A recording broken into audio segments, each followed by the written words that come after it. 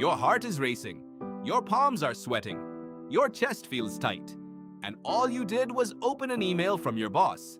There is no lion, there is no cliff edge, there is no danger in this room at all. But your body doesn't know that. Your body is reacting the exact same way it would if a predator had just stepped out of the tall grass. Why? The real answer is far stranger than you think. Your brain was not built for email. It was not built for traffic, deadlines, or notifications. It was built for a world that stopped existing roughly 12,000 years ago.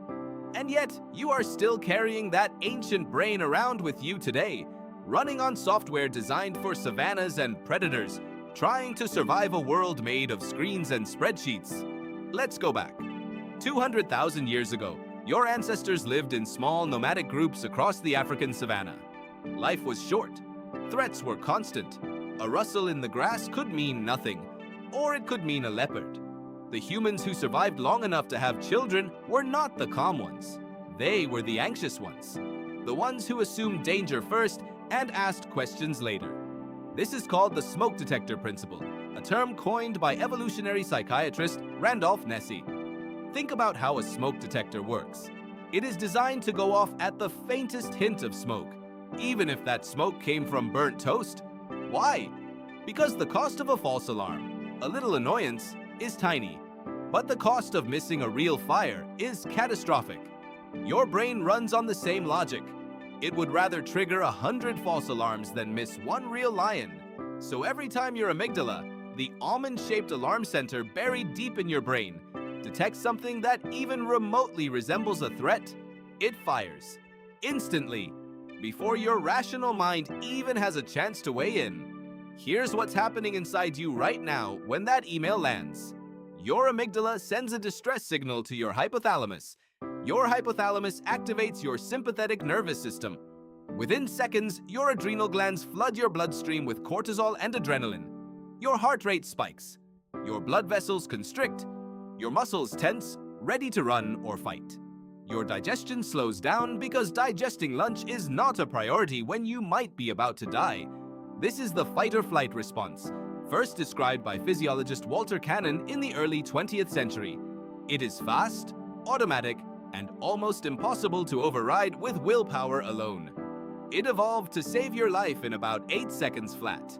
A lion appears, your body mobilizes instantly, you run or you fight, and then it's over. One way or another. But your boss's email is not a lion. It doesn't resolve in 8 seconds. It sits there, unanswered, for hours, sometimes days, and your body doesn't know how to turn off an alarm that never gets a resolution. So the stress response that was designed to be a short, intense burst becomes something else entirely, a low hum of chronic activation that never fully switches off. This is where things start to go wrong. Your body was built for acute stress, not chronic stress. Acute stress is the lion. It's sharp, it's brief, and afterward your system returns to baseline. Chronic stress is the email, the traffic, the mortgage, the notifications, all layered on top of each other, day after day with no clear endpoint.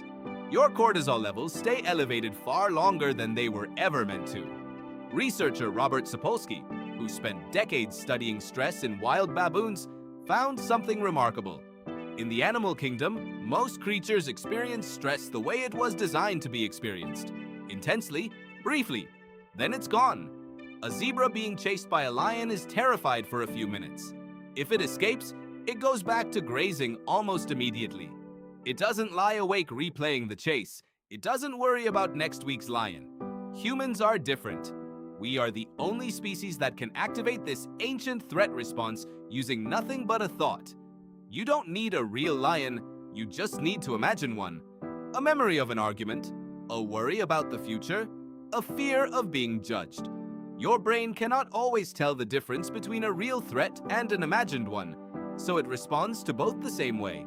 This is why an email from your boss can feel dangerous. Your prefrontal cortex, the rational, modern part of your brain, knows there is no physical danger, but your amygdala doesn't wait for permission from your prefrontal cortex. It reacts first. It evolved to prioritize speed over accuracy, because in the ancestral environment, Hesitating to check if that shape in the grass was really a predator could get you killed. So here's the twist. The very system that once kept your ancestors alive is now, in many ways, working against you.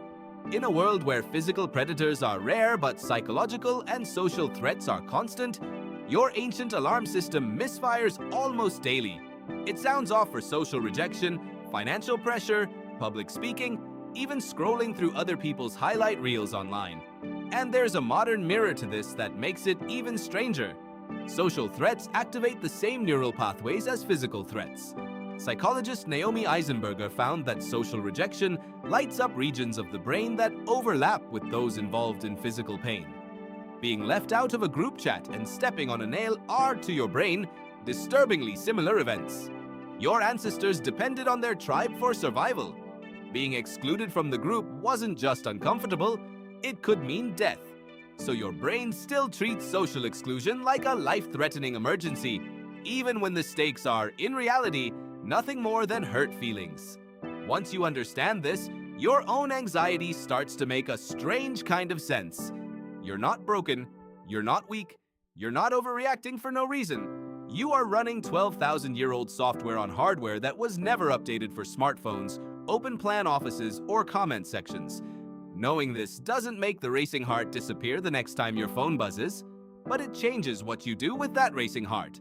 When you feel that jolt, that tightening in your chest, you can pause and ask a simple question. Is this a lion or is this an email? Most of the time, it's an email. And once you name it as an email instead of a lion, something shifts. You give your prefrontal cortex a chance to catch up with your amygdala. You remind your ancient alarm system that you are, in fact, safe. This doesn't mean stress is meaningless or that you should ignore every warning sign your body gives you. Sometimes the alarm is right. Sometimes there really is a lion, a genuine danger worth listening to. The skill isn't shutting the system off. It's learning to tell the difference. So the next time your heart starts pounding over something that, deep down, you know isn't actually dangerous, remember where that feeling came from. It traveled 200,000 years to reach you. It kept your ancestors alive through droughts, predators, and long, uncertain nights on the open savanna.